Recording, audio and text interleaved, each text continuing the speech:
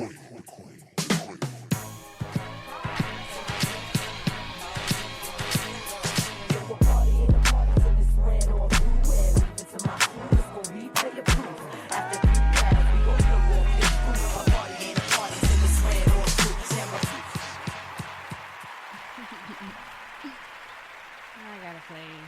favorite song that represents L.A.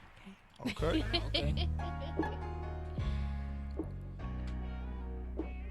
Definitely Ty for Dolla, Kobe. huh? Okay, little Ty Dolla. City crazy, man. Yeah. For sure. You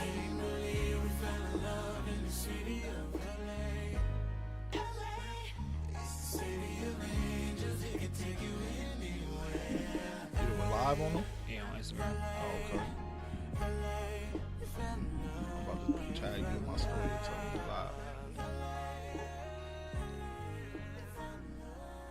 Hello, everybody. Welcome back to another episode of The Queen Pen. It is your girl, Brianna B, a.k.a. your fairy hood mother. There it is. Yes, sir. a.k.a. Bippity Boppity Boop. The hood. Wait, I'm just kidding.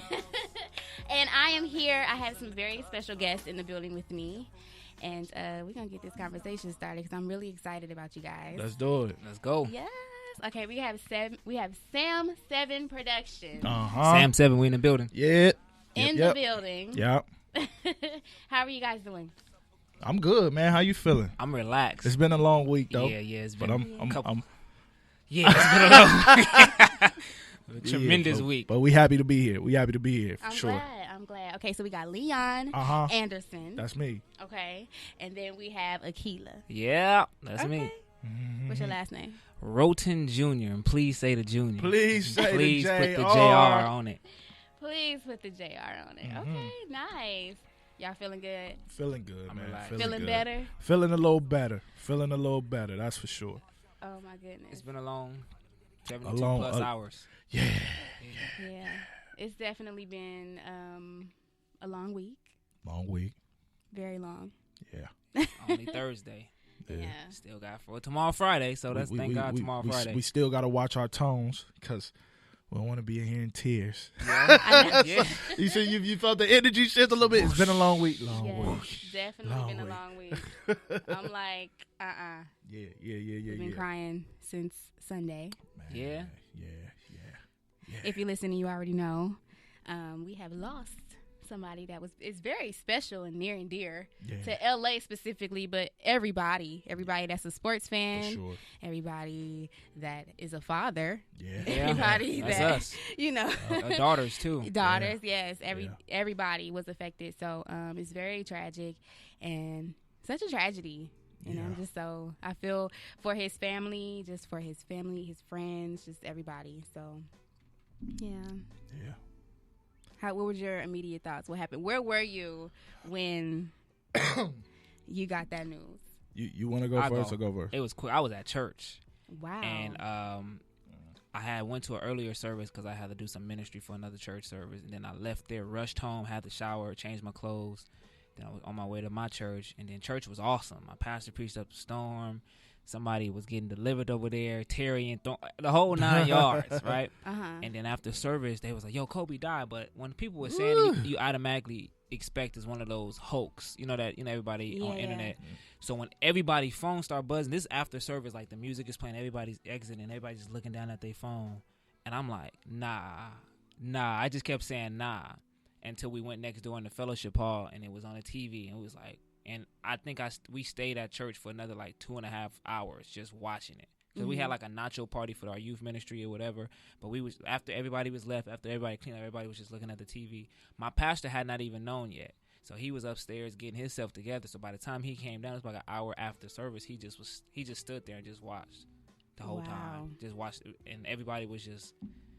Yeah, I don't know. I haven't really processed it well from that day until today, and I'm a father of daughters, by the way. He is too.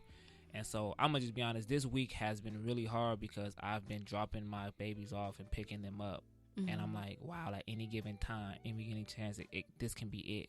So now yesterday I was playing a song with my daughter and I almost didn't even want her to get out the car. I'm like, she got to go to school. She got to go to school. She got to go to school. Mm-hmm. But it's just so real. Like, man, you're doing the right thing, or you're doing what you're supposed to do. And, you know, with us black men, they always say we don't. It's a lot of stereotypes that's out there. But, yeah, it's been a little different pickup and drop-offs. Mm-hmm. It's been a little different for dance rehearsals and taking them there and picking. Like, it's a little different now. So. Right. Yeah. Okay. For me, man, I actually got a phone call, and I was hot. Like, when they gave me the phone call, it was like, oh, man, did you hear what Coach said? I said, man, get the bleep out of here. Because I was like, no. Ain't no way. And so I said, all right, well, let me call you back. And so I went searching on the internet, of course. Nobody was really reporting it yet. So I was like, man, maybe you opened up one of those links that's, like he said, like a hoax or something like that. Right. And so I started refreshing, just kept refreshing. And I was like, I called my cousin. I was like, man, TMZ just reported that Kobe died. And for us, it's only two places we really going to go. We going to go to TMZ or we going to go to the Shade Room. Yeah. So the Shade Room wasn't up on game yet. So I was like, man, TMZ saying it. And then the Shade Room said it too. But then Adrian Wojnarowski, who we look everything for our NBA updates, when he confirmed it, I was like, man, that's it. And just like everybody else, man, you know, he was like our superhero. So I thought, like, you know, they was going to say, oh, well, yeah, it was a mistake. Like, oh, Kobe somehow made it out of that. And just to see that reality wasn't about to check back in, that Kobe was still here, that just tore me apart till really like today. Today is like the first day where I'm just like, all right, it's feeling like we got to go on. Not that we want to move on, but we have to go on. That's what Kobe's whole philosophy was about, holding the mentality. And like he said, man, just holding on to your babies a little longer. And just and though we do that on a regular basis, it's just a move to make sure that you're doing that. So it sucks. Prayers out to, you know, the Bryant family, of course, Vanessa and the babies, and then, you know, all the other families who, you know, souls were lost in that tragedy, man. And we gonna miss that guy, man. We gonna miss that guy for sure. Yeah. I was knocked out. Yeah. During, I guess everybody I found out before, like I woke up late that day. Yeah. And I heard my grandma, she's a big Lakers fan. So I heard her like calling everybody and did you hear the news? Did you hear? And I'm like, wait a minute. I didn't even go on Instagram. You know the first thing we do, we hop on Instagram. Of course. I didn't even hop on Instagram. I don't know why, but I was like, let me go straight to Google because I heard Kobe's name. Yeah. And I was like, what? So when I looked, I was like, I just was stuck. Yeah. I just had my mouth open. I was like, what? And I believed it immediately. I didn't think it was a hoax. Oh, wow. Yeah. That's the crazy part. I was like, oh, yeah. Wow. Just really? Oh, yeah? I mean, not like that, not to say it like that, but I was like, you know, because that's the same way I felt when, like, Nip passed. Yeah. And we heard that he got shot. Yeah. I was like, oh, they killed him immediately. Yeah. Because I was like, nah, there's no way he just got shot.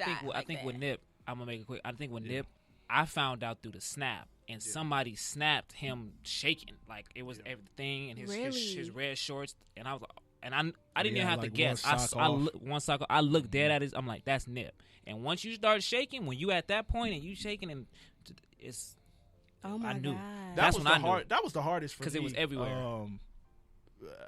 This tragedy, at least I was home. When Nip passed, I wasn't even home. I was in a whole nother state. I was in film school. And so all my family, everybody's back here. And that was hard to deal with on my own. Like, because I don't think, like, those 3 days, like, I don't even think I really slept. Like, because my mind was just, if you hear, this is the thing about here that you got to love about the city. We come together and we collectively come together and we can mourn with each other. And in Vegas, that's where I was at for film school. It wasn't even like that. It was just like me and a whole bunch of other folk. Yeah, we got somebody else? Oh, hey. So yeah, that was the toughest. And like you said, I saw it on the internet, and then I have a group text with two of my best friends since childhood, and then we start texting the group text. And then I was like, all right, well, he just got shot. And I'm like, but he gonna make it though. That's Nip. Like, don't trip. Like, he gonna pull through. He gonna make it through that. And then one of my boys was like, I just seen something on Twitter that I don't know. And so he saw exactly the snap that you just saw. He put that in the group text, and I was like, bro, that's all right. Nip gonna make it. Nip gonna make it. And so when they pronounced that, even that just was like a total tower of emotions, because that was some. Go on, man. Yeah. Go on, bro. That's juicing up. Rest in peace, Nip, though. Rest in peace, Nip, though. That's crazy. Have you guys been down to, like, L.A. Live? Oh, no. I can't go down there. I haven't been to L.A. Live. I passed by their training facility on El Segundo. Okay. I was about to get out, and then I was like, no, I'm not ready to get out. So I kept it moving. I'm not ready. If I go to Staples Center, it's over. Like, for me, the thing about it is, it take a lot for me to get to tears, but these were literal icons and legends that I truly And we just was admired. arguing. Me, him, we was just in Atlanta getting ready for the Atlanta show, promoting, and we was arguing the dude down like, nah, it's Kobe. My like, cousin. We was bringing his blood cousin, bringing up stats. This literally and wasn't was even like, a month ago. You can't talk about Kobe with me. That is the GOAT. Like, I'm talking about, like, what? Yeah. No, like, and next 2 weeks later, we here. Yeah, wow. So that's crazy, man. Kobe is the GOAT to me. He'll always be the GOAT. Some say Michael Jordan. That's cool. Some say other players, but I say Kobe Bryant. He is the GOAT for me. And like I said, man, I'm gonna miss him. Even though and that's how you know he has such an impact, because it's really not even about basketball. Yeah. I think that our generation just grew with Kobe, so Kobe feels like that distant cousin. So it's like, it feels like you lost a family member. That's exactly what it feels like. So it's definitely about the impact that you leave here, like you said. Like, you want to go out, like, with people remembering you for the good things that you do, for everything that you've done, period. In a positive light. For sure. We're definitely just souls having a human experience. There it is. 100%. Then, What you want to say? I think when it was like, okay, Kobe passed. Yeah. But once they announced that baby, I was like, that was tough. That put the icing on the cake. Well, then they jumped the gun with Rick Fox. Yeah. And I was like, come on, it didn't man. sound right. I'm like, nah. Yeah. For me, I was like, that's what I like to do. Older shows that I've grown to like, I like to go back and I like to tap into those shows. So I was literally like just catching up on the game, like that used to be on BET and CW Network with Derwin and Melanie. And I was like, I was just watching Rick Fox. Ain't no way Rick Fox in there. And so when that came back, oh no, Rick Fox good, cool. And then they said it was his baby. I was like, bro, that's not like.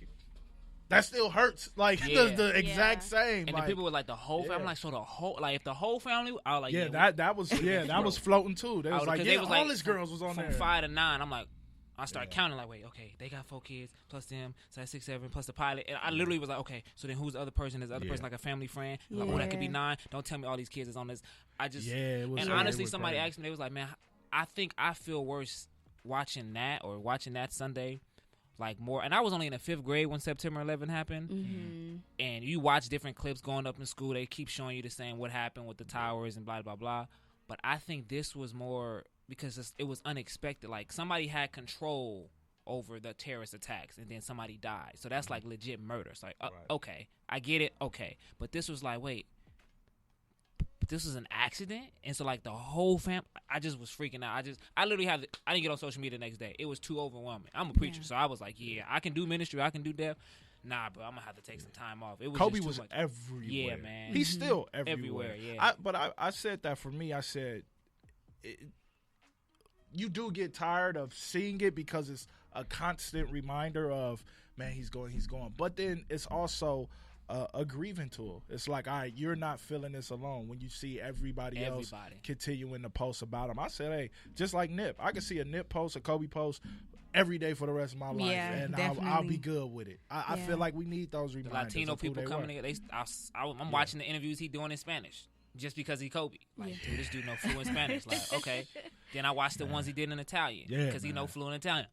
Kobe was the GOAT. And he spoke it like, he spoke it just to show you, I know that. Just to let you know. Just to drop that thing on, just to let you know, I know this. And then now everybody, all his friends, like Shaq posting. Lamar took me completely I was like, oh, he was like, man, I'd rather it be me because I messed up. And I like, how do you, I messed up. I was on drugs and I was messing up. Why couldn't it have been me? And when I OD'd and like, I should have not made it. Like, why it had to be you? And T-Mac was like, man, it's like he spoke it. Like, I want to be immortalized. And then somebody, I think it was Lamar, he said, man, I thought you was just going to, Kobe got out of the chopper and landed on his feet. And I'm just like, you, man, dang, we really think this dude was God, like a demigod. Like, somebody asked me, well, where was the parachutes? And I'm just like, well, I don't know. I don't know if I've never flown in a helicopter. Yeah, me either. So I don't know, about parachutes. But to me, even that sounded like a great idea. Like, where was the parachute? Like, where was?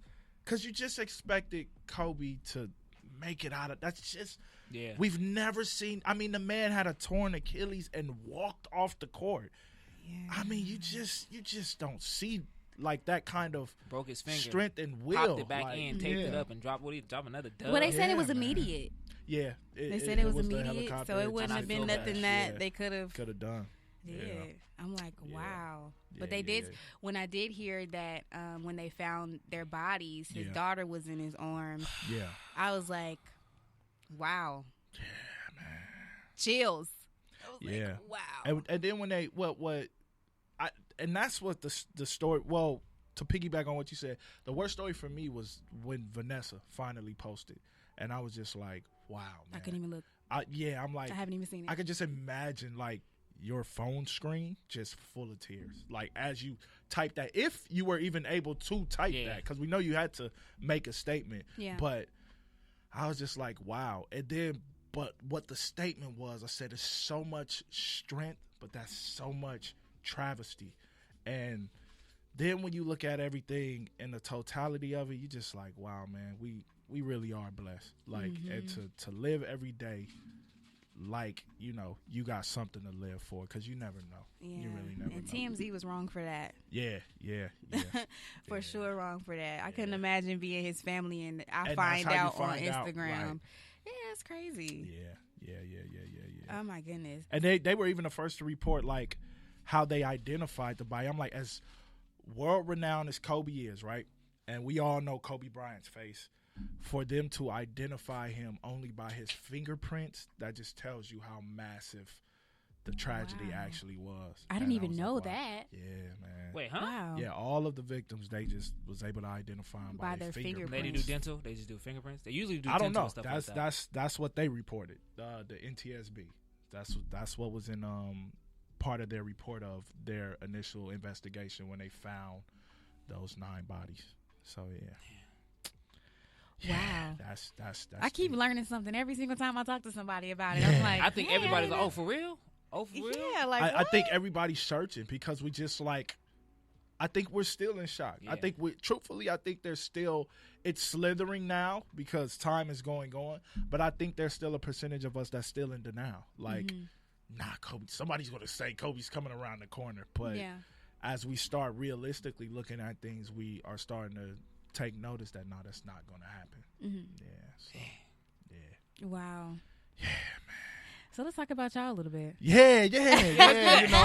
Not to just switch gears, but we probably should switch gears. We could talk about that the whole episode. Yeah, for sure. So you guys said you guys were fathers. Yes. So I want to get a little personal. Okay. So you have daughters? Yes. Both of you? Yeah. Okay. So how old? My daughter one is about to be 5 in March. Okay. And the other one will be 2 in May. Oh, May what? Yeah, May 22nd. Okay. Yeah, May 22nd. My oldest is 6, and my baby is 3. She'll be 4 in April, around his birthday. Yeah. So we got and how old are you? I'm 29. Okay. Okay, so same age. So how did y'all meet? That's got to be a story. It's not that bad. It's not that bad. It's just a lot of history. Yeah, so 10 years. So we were both at Southwest College, and we had an acting class. Okay. And we just I'm a people person. He cool. What's up? And that was that. Like we just kept seeing each other in class, and then we just finally one day I'm like, man, what do you do? He was like, man, I do. At this time, he was doing music. Yeah. Okay. And so I was like, all right, cool. Mind you, I have never been to a rap show. Yeah. My first one was his. Never went to that type of stuff. So he's like, man, yeah, cool. I got a Whiskey a Go-Go. I'm going to be there, do my music. I was all right, cool. So I found a date. I went out. First time in Hollywood at a club like that, outside of functions, because I was a partier, heavy partier back in the day, in my former life. And I was just like, yo, but that was dope. So he gave me a full experience. Like, so I wasn't used to seeing that because I never really been to concerts like that. I mean, I think I went to Lauryn Hill, but never a rapper or artist, I should say. And he had like his background in the back. It was kind of sort of, if I could, I'm not going to compare, but if I can put it in the same format, like Toby Unagwe or like old Kanye, just real authentic music, just pushing, and he ain't talking about cars and clothes and females and cussing, no guns and none of that. It just was good music. And I enjoyed myself. And from then, I always just kept supporting him, right? We still was in an acting class together, but I supported all his music stuff. And then one day, he had a big concert at the Science Century with a Century. I almost said the California Science Center. That wasn't it. Whatever that spot is on Hollywood with the Scientology people. There it is. And it was a big show. Like, and make it clear, I'm not a Scientologist. He's not a Scientologist. He just rent the venue. He just rent the venue. Okay. I'm a straight up Christian. This was when I knew our friendship was like going to be like what it is today. He had this song called Fire, and it was like an upbeat song. And he was just going and spitting. And then he called me up. I'm a dancer, so he called me up. And ever since I turned the show out, and ever since then we've been rocking. And then one day, he got into his first play that not his first play that he was in, but he was in a play. Okay. He was like, bro, pull up, man. I'm in this little play or whatever. Cool. It's raining. I got 2 of my kids with me. I'm like, bro, I'm going to come. It was free. We went, enjoyed it. Then I think couple years later, he did his first show at the same place. I came. I support everything he said, man. Pull up, I came. Okay. The part 2 to his first show ever, which is Heaven Sent 2, he called me like a month before the show. He was like, yeah, we was in crush time. He said, bro, hey, you still thinking about acting? I was like, yeah, I mean, what I got to do? I had to get a brand new script. He switched the whole play around because somebody he had dropped out of their role. Okay. And I came in, I did it. Killed it. Even added. Didn't I dance on that one too? We doing the mime stuff. We doing my gift of mime in the opening. With one of his. Was it your original song or was somebody else's song? I don't remember. Yeah, Manny wrote that song. Oh yeah, so it was an original song. Wrote it. I came, boom, and I've been acting ever since. So we going on. Ooh. We might be over 10 now. So we've been knowing each other 10 years, 10 plus years, and I've been acting. I've acted in every single one. I've acted in every single one of his productions except the first one ever. Yeah. Wow. Yeah. So we pretty much grew up together. he pretty much gave you the story, but we was at Southwest College, dibbling and dabbling where this first started out. I was taking a playwriting class and an acting class, and that's where I met him. I think I just remember. In the acting class, for some reason, there's shy people, and there was like 5 of us who weren't shy. It was me, him, like 2 other young ladies and another male. Okay. And I think the teacher gave us our first assignment. It was like, you got to perform a monologue piece in 3 to 5 minutes, and we was like, cool. We was going to be the first ones to do it in the class, and so we did it. And I think we went out after we all had did it, and then we went outside and we just started chopping it up, and from there it clicked. And I mean, that's how God do. I still remember his though. People. Yeah, I still remember his monologue. It was a basketball one. Yeah, it was from what's the name of that movie? Everybody know this movie. It's Forrest Whitaker is the coach. Bow Wow plays on the team. It was like the team from Katrina. It was a true story. I just can't remember. I just know he came in mad. That's what he was. Yeah, I still remember. So, but it was from there, and all the other music stuff he told you, all of it's true. So he stopped all that. So we transformed it. So I'm pretty sure in one of these questions you'll ask, you'll see how it transformed from it being that to what it is now. Yeah. Okay, so I read that you were in performing arts. Yeah, I was. Okay. Yeah. We got something in common. Okay. I was also in performing arts. Okay, for sure. Vocal major. Okay. So you can blow. Okay. All right, love. Let me hear it. Woo, can we hear it? Because we say for we need some singers. We always get singers. I call every background singer. Okay, you on podcast? I'm crazy, and I ask crazy questions. And I joke a lot. So let me ask you this: Can you sing or can you sing? I can sing. It depends on what I'm singing. So I think I can sing gospel better. Okay. Because I was always in the church. Singing. Yeah. Of course. Mm-hmm. That's some singing. Okay. Yeah. Do you still sing now? A little bit, you know. Okay.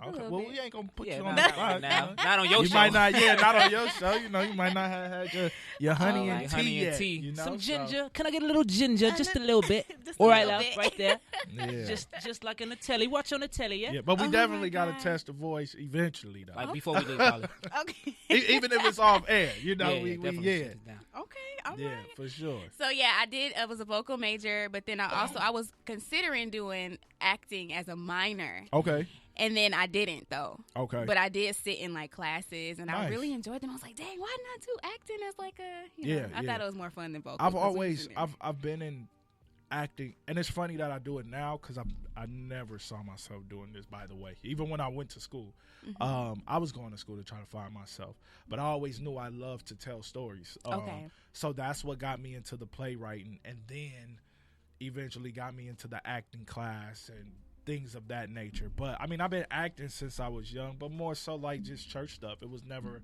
like outsource anything. And then when I loop back around after school, then of course it became full-fledged in it. Okay. Yeah. So you both grew up in like the church. Oh yeah, for sure, Okay. for A sure. little bit more. He was a little earlier than me. Yeah, I was. You could say I was almost born. Yeah. Out of labor, born in the church. Yeah, I didn't get saved until I was like a teenager, though. So, Okay. But, you know, I know all the colloquialisms and cliches and cares. I adapted. I told you I'm a mime, too. So, Okay, in mime ministry, and that's... You do everything. Both of y'all are very well rounded. Thank you. I'm trying to appreciate figure out that. daddy's I I appreciate that. But yeah, so that exposed me. So when my home church was a real conservative church, it was predominantly black church, but they were conservative, like a Crenshaw Christian Center, Faithful Central. So when I started miming, I started traveling. I'm like, oh, this black church. Oh, okay. Okay, I got it. So I had to learn on the fly. Nobody really showed me, so I learned everything and I adapted. I love all that miming. Yeah, it's cool. I love So, it. You look, can feel it. He cold with it. So too. Sunday, I was was leaving a mime event, engagement at Okay. a church, and I'm now that I think about it, I'm rushing trying to get home, shower, so I can go to my church. And Kobe lost his life. I'm like, wow, I was rushing, speeding at any given time. Have two of my kids with me, just so yeah. But I've created. God has allowed me to create a name or bring Him glory with my name as far as my ministry. Over the years, I'm getting a little away because I've been preaching more, doing a lot more preaching, a lot more not real ministry, but spiritual ministry. Like, okay, I'm preaching and I'm saving, trying to get souls saved and things like that. Okay. But people know me when they see the pain. They go, oh yeah. All right. Elaborate a little bit on that. So, The soul saving. So I believe there's a such thing as a spirit. You have physical gifts and spiritual gifts. Okay. Right. I don't believe in titles like that. Even though I'm a preacher, minister, and I can sign, seal, and deliver stuff. But I know that the gift of mime or dance, I should say, is my physical gift. Mm-hmm. So God allows me to use my physical gifts to bring Him glory. For example, David played the harp to bring God glory. Okay. But my spiritual gift, my calling on my life, is to preach and teach His word. That is literally in the Bible. Some are called to this, some are called to that.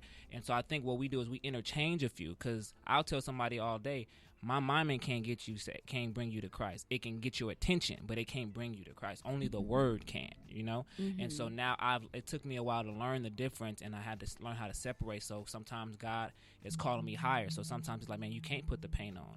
I need you to speak my word. I need you to teach. I need you to go visit the sick. So these type of things. But now God has me in a position where I really don't do a lot of church services as far as miming. I do a lot of funerals, birthday parties, retirement parties, weddings. I've done a baby shower. I've mimed at pretty much everything except a bar mitzvah. Wow. But I don't do it as frequently. Like when I met him and over the years, I was everywhere. But I'm 29 now and I can't be everywhere because I got kids. My kids keep me everywhere, But then I accepted my calling to preach like a couple years ago. Just that walk alone is people take you differently. Like even him, he don't just look at me like, nah, bro, you gotta. So he sees certain things in me that I'm still learning in myself. And that's how I know he's my friend. We fuss and fight, but we, on a personal level, in both our God-given relationships, we're able to bounce back. So like his the productions that he puts, or God is writing. God is usually grabbing Leon's hand and just doing this. Absolutely.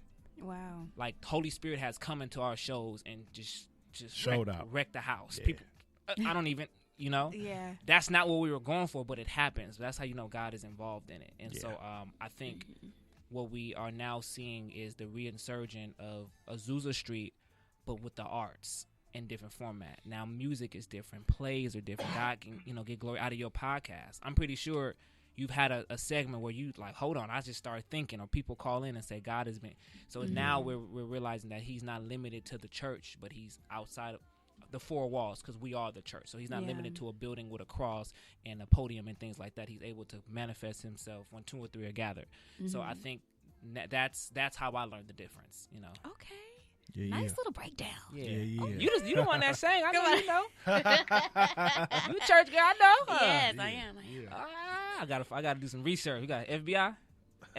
My grandfather is a pastor. Oh, okay. What church? Can we know? Are you allowed to say that on there? Well, I mean, in Georgia. Oh, you from Georgia? Yeah. You from Georgia? Nah, I ain't know that. What part of Georgia? I thought y'all knew that. No, you never told us that. Hey, it just Atlanta? always add up. I'm from the Mapleton area. That's okay. We know where Mapleton at. Yeah. Yeah. It's right there. Yeah, it's right there. It's right there. Huh? Give me a Mapleton, you know, me and... It's all surrounded, bro. It's, all right, well, we you just know came how back. one minute you in Atlanta, It's next right minute there. you East Atlanta, I love you go Georgia. up 20 Went to more, school you in in Georgia. Decatur. I love the food in Georgia. I went to school in Georgia. I tell you like this, a lot of people, man, I'm from the city. I love the city with all my heart and soul. Compton Watts. I guarantee you in the next 5 years, I'll probably be a Georgia resident myself. Yeah. Yeah. I mean, I when I love come, it's like... That's where your accent comes It's from. second. Got it. Hey, and I'm born and raised here. Folk tell me I talk with an accent, so I'm like, I ain't got no accent, man. I was just on the phone. Somebody told me that. I mean, you got like an LA. Yeah, I can take the LA. Well, LA, of course. You know that's a city. Yeah. You went to school out there too? You went to school in Georgia? That's crazy.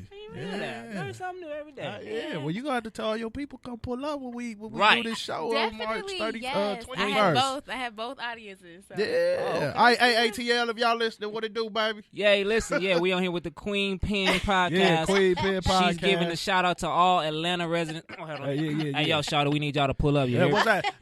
The 404, the 679. Yes, sir. Desi Banks, everybody, y'all pull up. Yeah, pull up. Yeah. That's what I was gonna bring up because I read that you guys had a show. You're having a show. Is it March? Yeah. March we just came back from Atlanta. Yeah, we've been in Atlanta like ago. twice in the last 2 months. Yeah. I was on that. Look, I've been on the YouTube. I'm on that's everything. Right. That's right. Hey, do your job. Go ahead, do your thing. Oh, they went to my city. Let me find out. I did. I said, that's gonna be a good little topic of discussion. Yeah. Yep. So y'all was just out there. Yeah, we was just out there and enjoy it, man. What we doing again is moving this show, Love. When we do it here in February, it'll be the 7th time, and that's cool. 7 is the number of completion, and I'm telling folk this is it. I promise you, we're not gonna run it back. This is it. So if you ain't got your tickets, man, get your tickets because this is the last time you're gonna be able to see it. Even if you've seen it, it's gonna be the last time you're gonna be able to see it. Okay, and then we're gonna go take it. Yeah, we're gonna take it on the road, and I can't wait, man. You know, I did a play called Dear Westmont, the area I was telling you I'm from earlier. Okay. I did that back in 2016, and we took it to Atlanta in 2016. And I mean, the love that we got when we was there in 2016 was just, man, ridiculous. You just can't fathom that kind of Southern hospitality or that love. So one of my biggest regrets was allowing this much time to go by before us coming back. And so we're going to do it March 21st, and then our plan is to double back and do another one in Atlanta in June. So we really going to be short here, L.A., this year. So I'm telling you, if you want to see us on stage, that's the one to come see us. Yeah, February 15th. February West 15th. Angeles Theater. I am coming. But I really, really want us to, we have a lot of connects, a lot of family in Georgia. So we really, really, really want to put those roots down there. So we're going to be coming back to back. And also what we did, too, which opened it up for us on the business side of it, was we taken half of our cast from L.A. and then we casted half from Atlanta. That way, you know, they can invite their family and bring their family in the building. And it's been a great transition. I didn't expect it to go this good as far as, because, of course, it puts us on a plane a whole lot more to go and have these rehearsals and different things. But it's an experience and a journey that we enjoying so far. So the plan is to, put them thumbs up and make sure it work all the way around the board. Okay. And so far it's been working. So, yeah. Nice. Yeah, I'm excited. So we're going to get into a little bit of that. Yeah, for sure. Let's talk about it. So you're a writer? I'm a writer. Director. Poet. What else? I act in the plays, too. You act in them, too? Absolutely. Wow. Yeah. Wow. Yeah. Both of y'all are very, a lot going on. I love it. Yeah, for sure. Okay. Yeah. So poetry. Yep. My mom is a poet. Okay. What's up, moms? Yeah, she's a poet. All right. So that's really cool. We got things in common. Okay, for sure. church. Okay, so what made you do poetry? Did poetry turn into the writing for your plays? Or nah, it's always been a sense of storytelling in every avenue. I had a teacher, and he just came to my show. I'm actually talking to his kids at Horseman Middle School next week on Wednesday. And so he's my English teacher in 8th grade, and man, he really, put down the footwork in teaching us not just English, but hey, if you like storytelling, let me show you the elements of storytelling. Let me show you how many different ways you can tell a story. And from those kind of situations, I've always just liked it all. So whether it was writing in a book form, whether it was writing in poetry form, whether it was writing in music form, that was always it. How I use the poetry now, that's why I said the transition was. I used to do hip hop, R&B kind of type of music. And now it's come down to, all right, I got to the space where for whatever reason, I knew that the music wasn't the calling. Music still bleeds in me all day. But music is just another form of poetry. So that's really where the poetry still stems from. But now it's full on poetry. And I plan to do something crazy that I think a lot of people are going to be like, wow, if we hit it right and do it right. Because it's not really out there like that. But when I do it, I hope that it makes a trickle effect and do it. I don't want to give it away yet. Yeah. But it's I think that it's going to shock a lot of people, because the people who love what we did with music and the people who love our poetry, which is a part of every play that I do. I haven't done a play yet that hasn't had poetry in it. So, and what we on number 7, we actually had a whole showcase poetry type of show where we told the story through poetry. So, usually we tell a story through just dialogue and other things in that form of a stage production. We had an actual show where we told the story by doing all poetry. So I do have something that's coming up at the end of the year, and I'm really excited about it.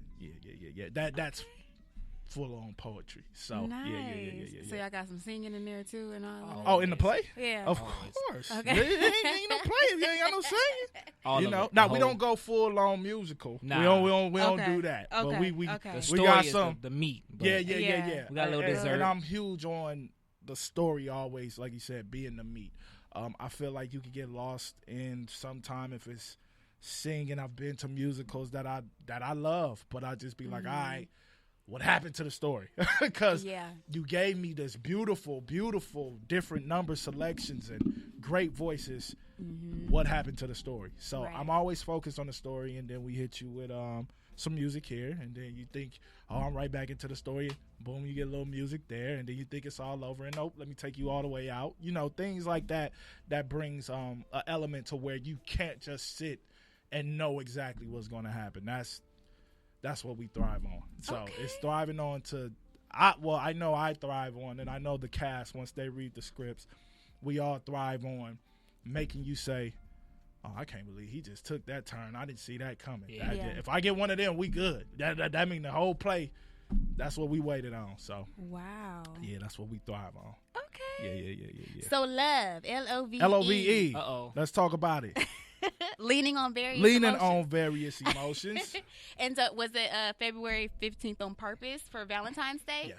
Okay. Yes. And nice. I wasn't going to I'll be honest, I wasn't going to do this show no more. When we did it in October, I think we said everything that we wanted to say.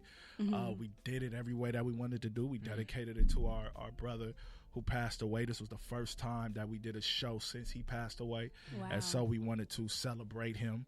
And man, I think we said, like I said, everything that we needed to say. So to do this show, I knew that it would be a good opportunity for people who really support us to aid us in helping us go to Atlanta. So that was what we decided to do the show for. And then, of course, with it being L.O.V.E, it made no sense without doing it any other time if we had a time to be able to do it around Valentine's Day. So, of course, yeah. Nice. Yeah. So so my first question is what is the audience of this play? The audience is everybody, man. Everybody? Young, okay. Younger couples, singles, elder couples, elders who are single. It touches to everybody. It's somebody.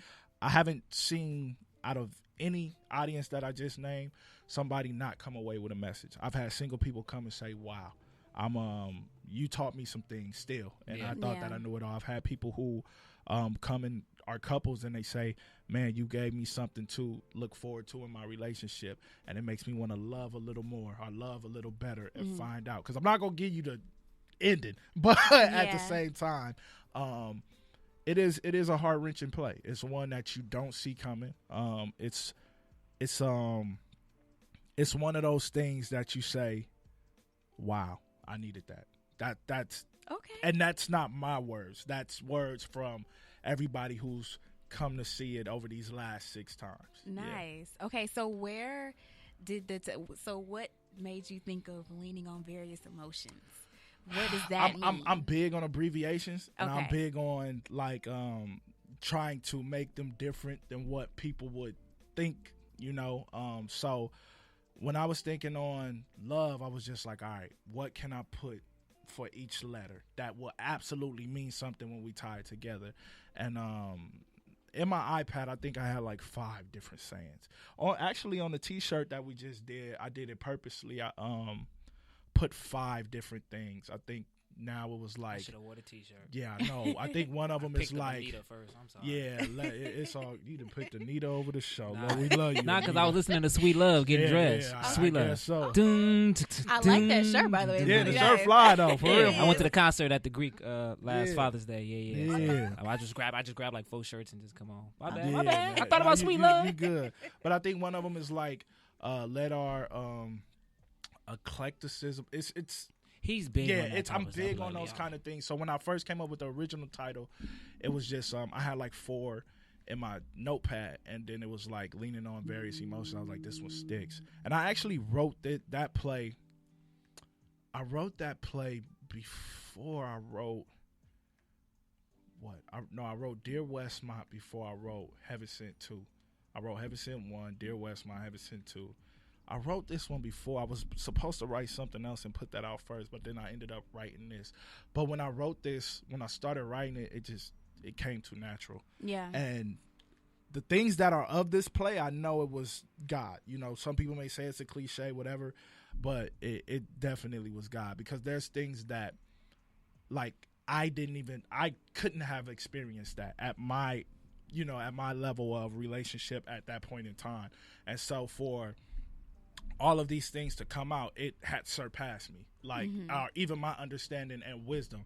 And I've had people ask, like, he wrote that play, like that whole play, and I'm like, dang, I kind of take it offensive, like, when I write, it's me and the Lord. So I guess he put it on me to write this in a specific manner that it got written, and that was it. But to answer the initial question, that's what it is. Leaning on various emotions just came from me playing around with words, but wasn't the meaning to stick. And when that one clicked, it clicked. Yeah. Nice. Yeah. Okay. I'm big on titles. I feel like titles is a huge thing. Like, even though we said Heaven Sent, the way we did it, it was really heaven sent, but it was spelled different ways. The first one was like sent, like someone sent you something. Okay. And then the other one was sent, like the smell. Okay. Right. And then the other one was with a C, like heaven sent. So you're getting like the word of God. Okay. Yeah. Like your 2 cents, heaven sent. So, wow. So yeah, all of those is, and then of course, Dear Westmont was just an ode to where I'm from. But okay. So do all of your plays incorporate God? Of course. Okay. Everyone. Okay. Yeah. If ever I write it without them, I don't need then to write it's probably time for me to wrap it up. And how long are they? They're probably like 2:15, like maybe 2 hours, 15 minutes, but you wouldn't know. Like, he'll tell you I'm big, because I was an audience member before, and I the thing for me is I study a lot. I study everything. He'll tell you if he's been on a plane and he's seen me. I'm watching the play. I'm observing literally the play. we flew back from Atlanta. Was that last week or 2 weeks ago? Yeah. We all jet lagged. It's a 5-hour flight because leaving coming back is longer. Mm-hmm. So I look up, I doze off, I look up, and he over there looking at the play we just did. Yeah, literally, like chopping it up, looking at it, replaying certain scenes. I'm watching him. He don't know. I don't know if he knew I was watching him. I ain't no creep, but I'm watching like, dang. Yeah. He really, this is his craft. It's like an NBA player or somebody watching the film, you know. And it's very hard to watch yourself. It's very hard to. I still have a time watching me preach or watching me mom. Like, man, you know. So to see that, and even when he shows me some things about when I'm on stage, okay, so you just can. He's always studying, always breaking down. Okay. So one thing, even if it's 2.5, it's a good 2.5. And we transition. I don't even think it's 2.5, man. I say 2.5 just because we give you like a 15-minute intermission, so it's really like 2:15. Plus the singing too. So you kind of like I said, when you get there, you'll be more so right on the cusp of, wait, that's it, and then more on the cusp of, okay, I could feel like it was time to be over. It's not that, oh God, get me out of here. Nah. Because I know if I was sitting there, that's not what I would want to do. My thing is to get you in, speak to you, let you feel wild, let you cry, let you laugh, and then let you go home. Yeah.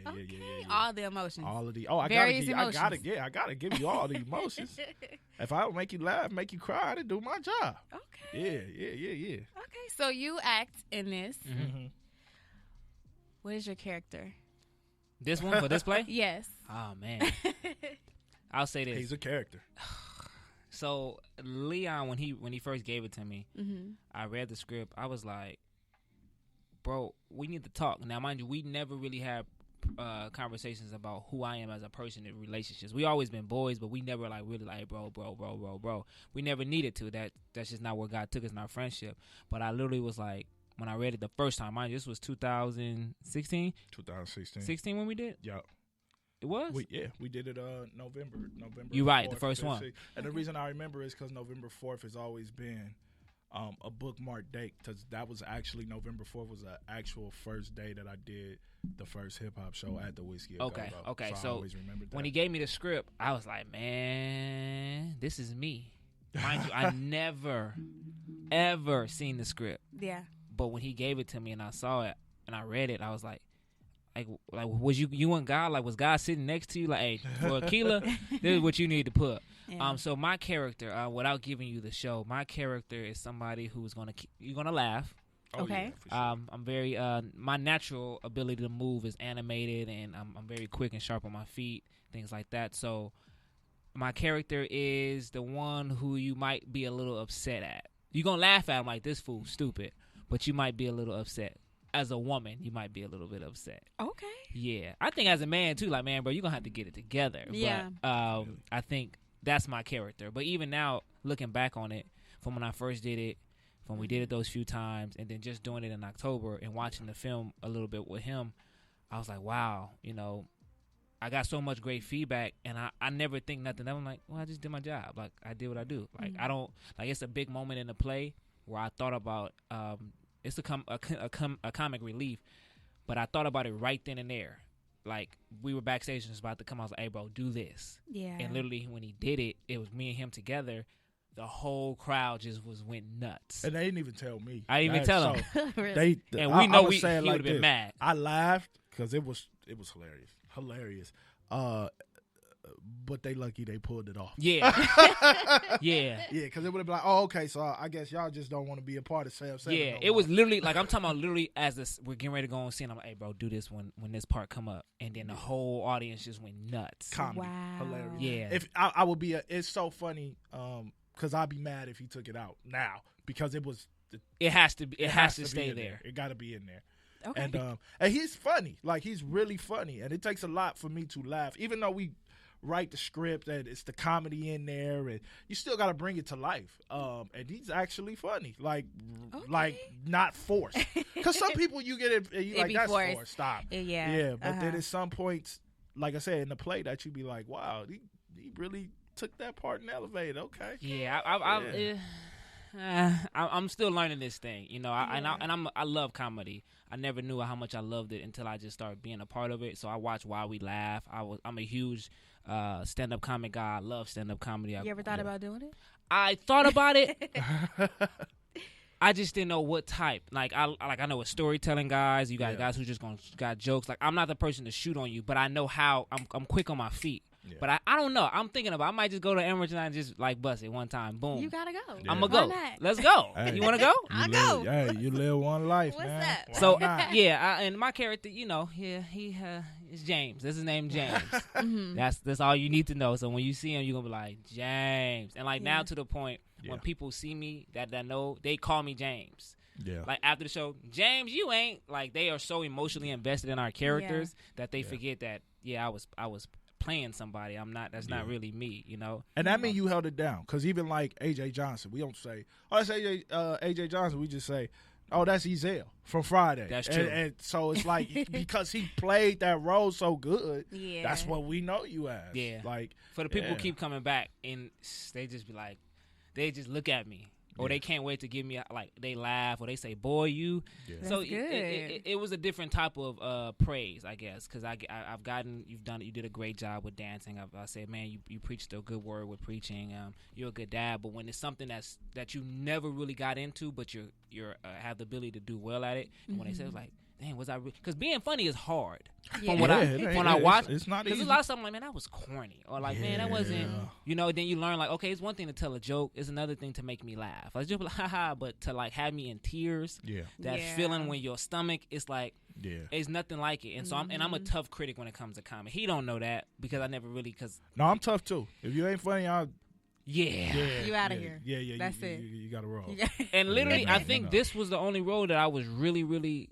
Like the comic person, right? Because the comedy relief. Yeah, because the last one it was some moments, but I played one of the main characters, Dear Westmont. Yeah. But because we've done Love so much, it's like, and it's not to transition. It's gonna be hard to put Love down when it's all said and done. Like, but we still got the two.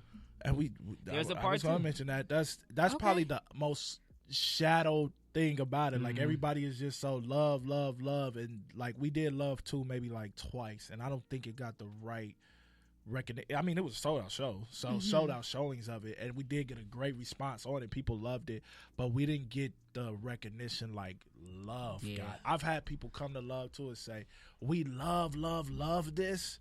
But you gotta do Love one more time. Yeah. They'll just be like, that was funny, and we enjoyed ourselves. Our money well spent. But you gotta do Love. When you gonna bring that first one back every time? Every But I think when it's all said and done, because I'm ready to move on anyway.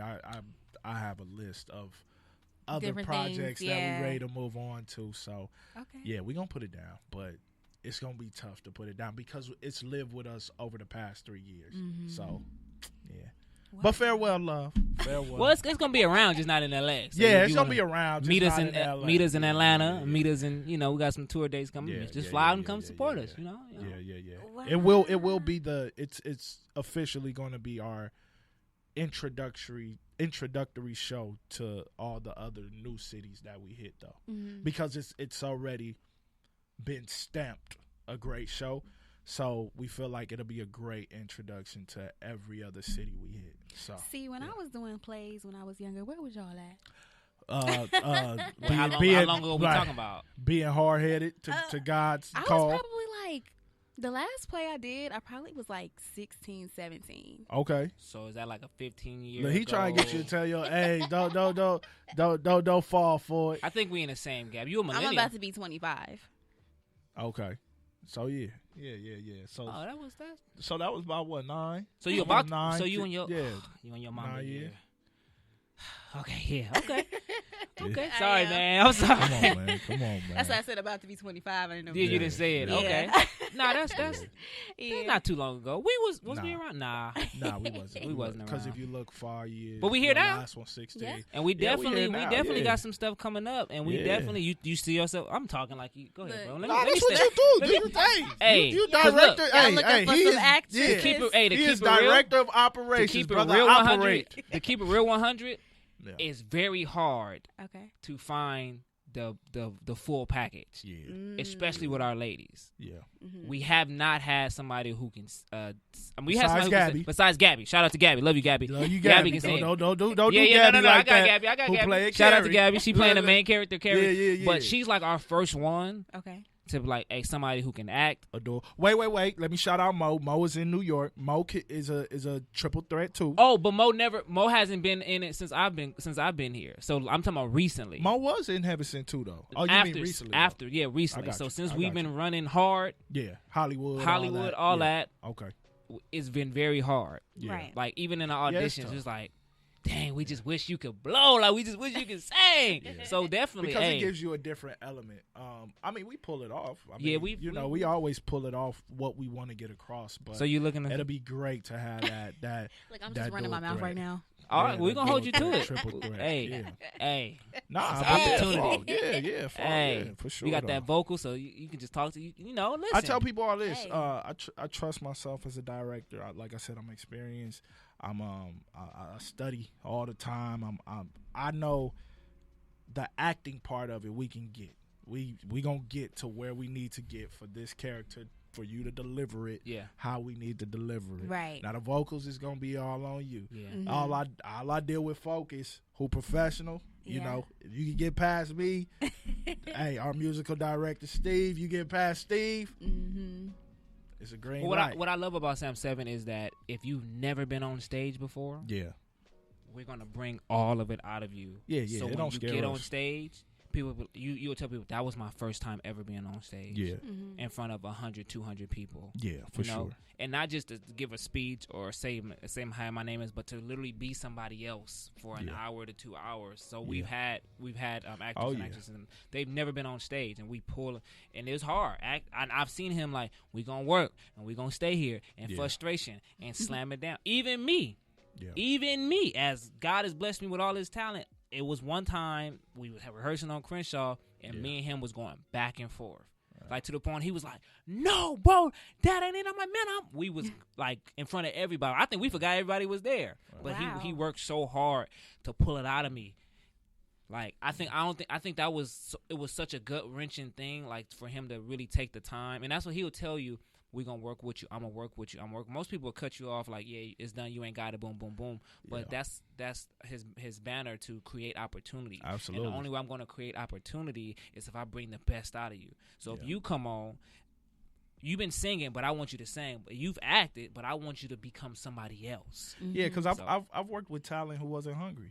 And I'd rather work with somebody who's hungry, and we could get you to the talent. Right. Yeah. And so my whole thing is, like you said, the whole mantra is to provide the opportunity. So I can't say that's what I want to do and not provide the opportunity by discriminating if you've been on stage or not. Look, you tell me this is what you want to do.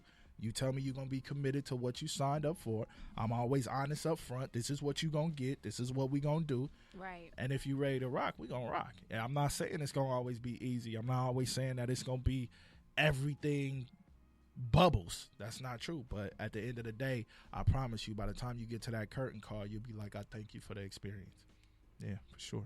Okay. Yeah. Nice. Yeah. So, Sam 7 Productions. Uh-huh. What does that name come from? All right. Well, I love telling this story. This is my favorite story. Here it comes. Yeah. So, my grandfather name was Samuel Emerson, and my grandfather, man, me and him were really, really close. I have 5 sisters, and I'm the only boy.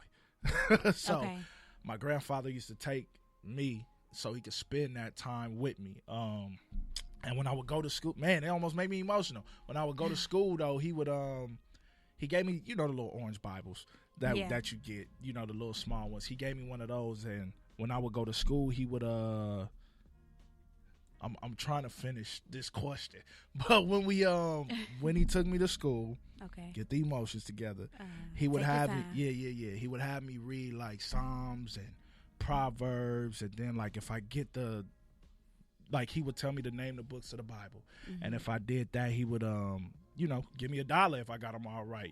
As a kid, we like, hey, I need that $1 when this ice cream truck come around. So that was some of the things that he did.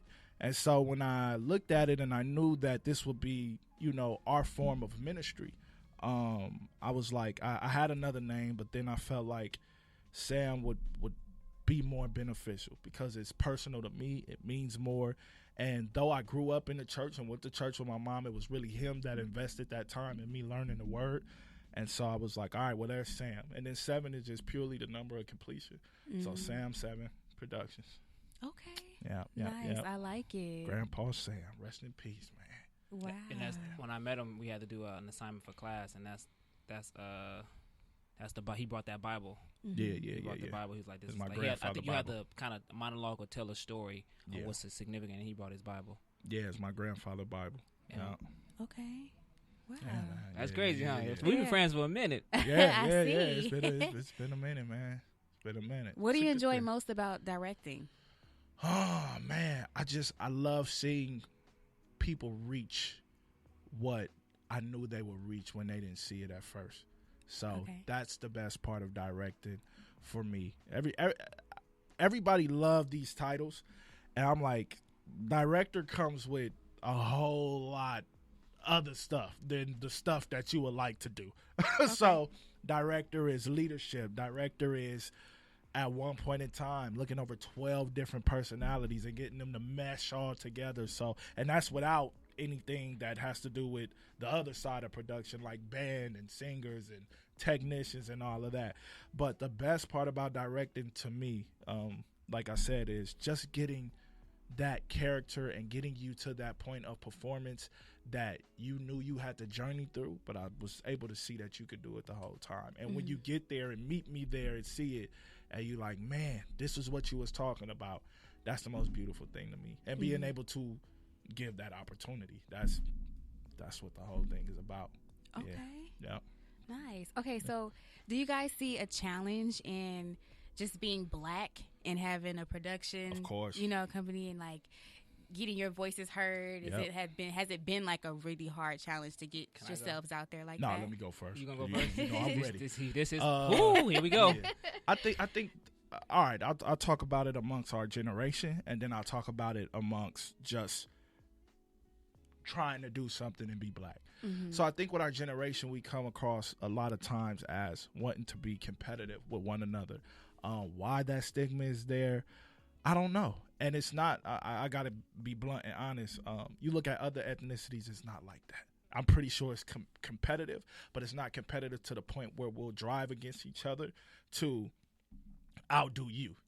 If anything, they band together to outdo us. Right. And we're the only ones who won't band together to elevate us. So I think in our generation, man, we just come across wanting to be competitive on these different levels, but it's so much talent that I feel like we got to get out of that mentality of thinking that it can just be one of us.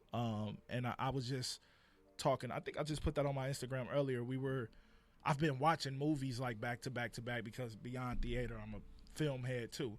And I've just been watching, like, you know what, man, it's so many, because I know a lot of talented people, like, who do what I do, and I can name them, but I'm not going to name them because, no offense, they don't name me in their interviews. Right. So, hey, I'm going to keep it a buck. Right. Okay. Yeah. So, but, I watch everything. So if you think I don't see it, I see it. When I say I study this down to the T, I know who's doing it, where they doing it, when they show going to be, all of this. And I'm always saluting for them. And through the grapevine, the way that I am, somebody that's around that I've saluted you, and I want you to make it just as much as I hope that you will want me to make it. That's just who I am. But then at the end of the day, it's certain cups of tea for certain people. So I always feel like in our generation, don't look at what somebody else is doing and feel like you need to compete with that. Understand why your cup of tea is good. And understand why your cup of tea is needed, and be happy that your cup of tea can steam, and go with that. Yeah. So I think that's the biggest thing for our generation, and if we could get out of that, that will pull it back. As far as the public, even right now, man, we've had just being transparent and honest, we've had a tough time getting this show to get to what our expectations are. Who knows? It could be because it's the 7th time we've done it, but then again, if I look at that and make that an excuse, half of my cast is brand new that I've never worked with before the last one. So it's like we still have people, who haven't seen this show. So I think, sometimes when we have good content, just trying to put it out there, that's what makes you want to hold back sometimes, because you feel like, I don't want to give this all of my great energy and it doesn't get its full potential. And I think just in the community alone, on the production side, we got to look at what's out there, even if it's not talented, even if it's anybody who's getting up and having the effort to do it, like having the mindset to do it. I tell people, like, it doesn't matter where you start. It could be good, great, bad. But the best thing about it is it's going to always get better. Yeah. Like, somebody's going to learn how to, hey, okay, it failed 8 times, but if I'm a warrior, that 9th time it's going to be fire. But speaking for us in general, when we've proven, you know, with our track record that we produce great content, sometimes it sucks when you have friends who've known me all my life and still haven't been on one show. But you watch every story on my gram. I'm not, hey, if you listening, I'm sorry, I got to keep it a buck. You watch every story on my gram. Yeah. You see every post on my gram. And I known you. I've sat and broke bread with you. We've had sleepovers, like, you know. I know so that all too well. Yeah, that's so it's the weirdest thing, but I mean, hey, it can't stop what, you know, you've been called to do. And just thank God that, you know, his grace has been sufficient enough to keep us moving and keep us being successful. Because if I just depended on that other side to support and pull it up, I'd be devastated. I wouldn't even want to do it no more. You cannot depend on people that's going to support you is strangers. Yeah. And that's the most who've supported us. It's like when we go to Atlanta, it's amazing. The love that we get from people we hardly know. Yeah. So that's my hope for the generation, that we stop competing with one another. Just we all have talents, and trust me, they all work better together, and we could formulate and figure how we can all gel them together versus being apart. And just on the supporting side, period, I say for everything, being black in the community and trying to do something, anything that you see sprouting into a seed, just put a little water on it. Whether that water is, I see you, or whether that water is, let me help you, whether that's financially, or let me come help you do some labor work on it. But those seeds do grow, and it sucks when they grow and you miss out, because I tell people, you need their support, but at home, it's not like you need to support, truthfully, when the train starts moving already, because then everybody's trying to jump on the train. Yeah. The way that we need it is now, when we need help starting that engine up.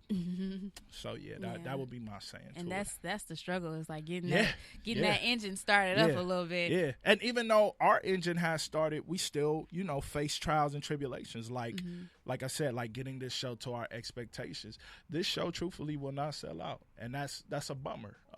Truthfully, because we look for that now, because we've sold out every other show. And I don't mean just for L.O.V.E. We sold out every other show since the beginning. And so now we're looking like, oh man, like, it causes you to have these questions. I won't say insecurities, because I'm not insecure in it. But it makes you say, I'd be lying if I said we have another show coming in May that I'm really, really excited about. It's an all-women show. But it makes me say, does LA deserve this show? Like, should I even do it in LA? Yeah. Or should I just take it on the road where we get in love and let home feel that on the other side when we get back? Because they're going to give us love. So, you know, it makes you have those kind of questions in your head. And I can't say that sitting right here right now that I know what I'm going to do come May. But I do know February 15th. We still looking forward to go. So, hey, if you want to donate, you can donate. Or if you want to pull up, you can pull up. And all the links, we'll shout it all out later. Yeah, okay. But nice. Yeah. I probably said it all. He probably wasn't expecting me to be that honest. Yeah. Because we don't really lay it all out like that. But I'm like checking my phone like, can we go over this? I'll make mine quick. I think we often run to support stuff that's not positive. And for me, like, my dream is not to be an actor. Okay. It's not my dream at all. What is your dream? Man, to work in the inner city and take care of my community. I'm so basic, like be a teacher, be a nurse. I don't know. That's not basic. When I say basic, it's not on the fame side as far as that. But I do believe in his dream. Yeah. And I believe in what he brings to the table. And since he brought me on to go from just an actor to now director of operations, because mind you, we're friends in between all of this. Mm-hmm. So we talk like a friend, but then we talking like business too. Then when we get to rehearsal or the show, he's my director. So it's a lot of different things that we go in and out, but I really support him, like I support what he does. I support his dream. I support the God that's in him, that's writing, that's giving direction, that sees potential, that wants to create opportunity. And he's not in it for the fame. Mm-hmm. I wouldn't be with him if he was like, man, I'm just trying to get rich and da da da. No, he's like, man, I want everybody. Gotta be in it. Yeah, sure. And if your heart not in it, like we was texting the other day, and I just tell y'all we've been butting heads. Oh, for sure. Mm-hmm. Like the last couple weeks. And it's my boy, but we've been butting heads, and it makes me reevaluate where I am as his friend, but also as his business partner, but also just the message behind it. Like you gotta. I have to make sure that I'm lifting his arms up, right, when he gets tired. The Bible says that Aaron and the priest kept Moses' hands up, and as long as his hands were up, they were winning the battle. So I can't rely on my general. I mean, my general can't always rely on himself. Sometimes he needs some help so we can keep winning. And I sometimes miss, I got kids, I got ministry, I got my life, he got his life, he got his wife. So we're all doing things. But when it gets to that point, because like he said, like my mom would be hurt if he does the new show and don't do it in L.A. first. Like my mom calls him before she calls me. Yeah, my mom's my birth mother will call him. Ultra supportive. And I'm talking about I won't find out they talked for like another hour. Yeah. And so a little bit of LA will hurt, but then looking at the business side and looking at the opportunity, when you go to Atlanta and you're getting so much love and they like, man, we can't wait. I'm talking about at the cookout. I'm talking about all the black people at Panera Bread. Like, where y'all from? Where y'all doing the show? We come out. Like, even the way we got into the venue was just love, just woo, woo, woo, woo, woo. Yeah. And so it's hard in LA. Everybody wants to do. It's so busy. It's so Hollywood. Like one of our actresses for the Atlanta show, she told us at rehearsal that she's moving from ATL to come out here, and we like. My first question was why. Yeah, but, like you might want. But I'll never shut anybody. That's because your story, you could come here and boom. God open the door automatically. Mm-hmm. So who am I to say from our experiences to say, hey, you might not want to do? That's not my place. Right. Yeah. I just feel like for us to have like the good news in your segment, my boy Willis' segment, all the other segments. Shout out Willis. it could be as big as the Breakfast Club. Absolutely. Like the LA's Breakfast, as long as we just keep, pushing and supporting but and like I see it that way already. Yeah, that's like I listened to some of your stuff. I'm like, oh, she cool, like she funny, like I tune in, like and it's Thursday, so I don't really have no complaints. So I'm like, okay, I can tune in and. Yeah. But you're a young woman and you're putting out great content. Yeah, Willis is doing stuff on mental health. Like I done been on Willis show like 6 times, half in tears. Wow. So it's to the point like we have to start supporting what really matters. Yeah. Mm-hmm. And this matters. All of this matters. You can't name not one young black company that's putting on stage productions at our age. You can't even think of anybody. And they're not one. Boom. And trying to put us on the road. Boom. Yeah.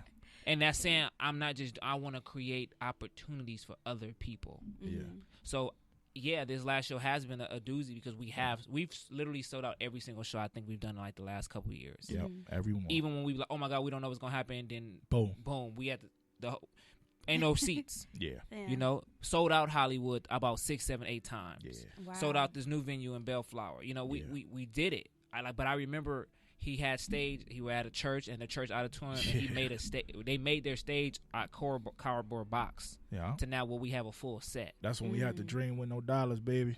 Yeah. Right. So that's how it always starts. Yeah. And so now I'm like, okay, God, you see how you can get the glory, but help us, create in us something new, so we can continue to go because we want. You're going to get the glory out of this. We just sometimes want you to hurry up and get the glory out of it. Right. My mama calling now, so. It's to the point now where I hope she don't get mad at me for ignoring her. I had nothing to do with it. So I think in LA and just business, like I think our millennials, I've never seen so many entrepreneurs in my life. I love it, man. Everybody got something going on. Black excellence. Yeah. Black excellence. Yeah. Now we gotta support black excellence. And we can't ask for the discount. Yeah, you can't. Oh, that's a big one. Yeah. You get what I'm saying? Yeah. Like, I'm not about to, because when you go anywhere else, ain't no discount. Ain't no discount. Exactly. I'm talking about the good stuff. Like, you can't just go in Louis and say, yo, let me get 20% off these shoes. Mm-hmm. And if my cousin was here, Josh, he'll tell you he's big on me for that, because I'm always like, well, I understand our people, blah blah blah. Let's try to figure out a discount when you get on. He'd be like, bro. He asked me, because I'm a concert guy too. I like going to concerts. So he like, how much you pay when you went to see Drake? I said $300. He said, and you felt like you got your $300 worth, right? And he said, that's Drake price. So now you got to stand on your price. And if they not going to come, they just not going to come. They just ain't going to come. Yeah, he's big on that, man. And to piggyback on what you said earlier, he's right. I told him this. I was sitting in church in Bishop Noel Jones. I was visiting his church, actually. That's not my home church. Around the corner from my house, literally. Yeah, visiting his church. He said something that always stuck with me. He said, if you couldn't get paid for what it is you love to do, would you still do it? Mm. And then he said, if the answer is yes, then that's your purpose. Yeah, that's what you're supposed to be doing. And I heard I give it to him in a different way. Yeah, if you can talk about something longer than 5 minutes without getting teary eyed, like when you longer than 5 minutes, that's what you're supposed to be doing for the rest of your life. Yeah. That's the difference between having a job. Yeah, and I understand that. Yeah, and that's what I said. I said, man, when it come down to it, like, I'm good. Like right now, I got a roof over my head. I got a few ducats in my pocket. Yeah. I'm good. Yeah. So I ain't rich. You feel me? I ain't even wealthy. I ain't be honest with that. Yeah. Hey, I ain't claiming now. Yeah. But I'm okay. I just, as a man that's gonna do what I need to do, take care of my responsibilities, provide all of that. Mm-hmm. But it's not the fame and the money that's gonna come if you doing the right thing. If you doing what it's going to come. So it's never been about that, because I know that's going to come. And I always say, at the end of the day, for me, if you can't bury me with $1 million, what good is that? It's gonna mold anyway. Yeah. That's number one. But number two, it's always gonna be me putting it back into community, putting it back into people to get other opportunities. That's just who I am. This ain't no cliche. I ain't saying it for no microphone. That's just what's in me. Because once I go get the house that I want, it could be 2.5, whatever it is. Once I go get the car that I want, which is a 600 Benz Maybach. I'll tell you like that. Yeah, that's the only car that I want right now. I got a Charger. I love my Charger. The next car, that's what I would want. Once you get all of that, then what? Like, what are you going to do with everything else that you accumulate? So it can never be about the material things. It can never be about the money. It can never be about the fame. The fame is only going to help me open up more doors for other people. And that's what I look at it for, that. But even without the fame, even if you just know the name of what we do, that's cool for me too, because that will still open up the door on what we need to do. So, yeah, man. Wow. Yeah. What time is it? What we looking at? Oh my God! Okay, we got a couple of minutes. Okay, for sure. Let's do it. I got a question for you. Am I allowed to ask a question? Yes, you are. Of course. Being a young black woman in L.A., not from the city, what's your take on what love is? Ooh, yeah. Like, what do you see? Like, are you in the dating? You got some boo? Whatever the case may be, and what is your perspective of love? Now, of course, you can give me the godly perspective too, but I also want the other perspective. Like, where are you? What are you expecting to get out of the show in your situation with love? Wow. That is a really good question. That's a loaded question. That is a loaded boom, boom, boom, boom, boom. At the buzzer. Wow. What do I expect to get out of it? Or what is my perspective? Like, what is my okay? So what is love? What's your perspective of love? And then what do you expect? Like, what are you looking for in our show that can probably help you? Wow. Yeah, I just thought of that too. We didn't even talk about that on the way here. Hey. Look, I wish I had a moment to Hey, rather the answer. You can always text us your answer. It don't have to be an on-air answer. We don't want to blast you on Yo's show. Yeah. But that is a good question to think about. What's love? Yeah. That is. That's what's love to What you? is love to you? To me, love is just having your best. I feel like, okay, if I'm going to talk about like somebody that I'm looking for, that I'm with, right? I think love is really spending your life, your time, your energy, your space around somebody who is like you, like who is your best friend, who is your confidant, you know, all of that. I don't really know how to put it in words, because there is no words. You know, the Bible, what love is patient, love is kind, you know, stuff like that. So I mean, it's just all of those things. Love is just whatever, you know, I guess we just make it. You really can't really, because you can't explain what it is. But you know the feeling when you do get it. And you could give it all the terminology. You could, love is commitment, love is that. When you when you in it, it becomes exactly what you said, what you put into it. And you can feel it.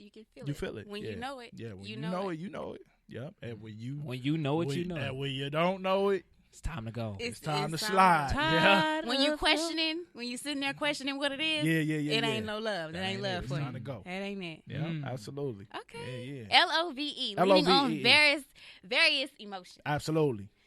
I'm excited about this. I'm glad man, you're y'all excited. Pull up to the show. I gotta get my ticket. Yeah. Yep. ASAP. Get your ticket. No Rocky. Get your ticket. Yeah, bring somebody with you. Oh yeah. A few people. I'm bringing a few people. See, you know what? Absolutely. Come on, slide somebody. my phone over there. Stop playing with me. The Lord is using me. Okay. There it is. He's using me. But for sure, I'm excited that you're excited. Yeah. I look forward to seeing your face there, and I look forward to seeing what you get out of it. I'm super excited. I look forward to it being an invitation to come back and Yes. talk about it some more. Talk about it. Yes. Afterwards, y'all do have to come back. Definitely. Okay. Yeah, for sure. So a couple of minutes. I'm gonna let you guys, whoever wants to, drop your, plug yourself.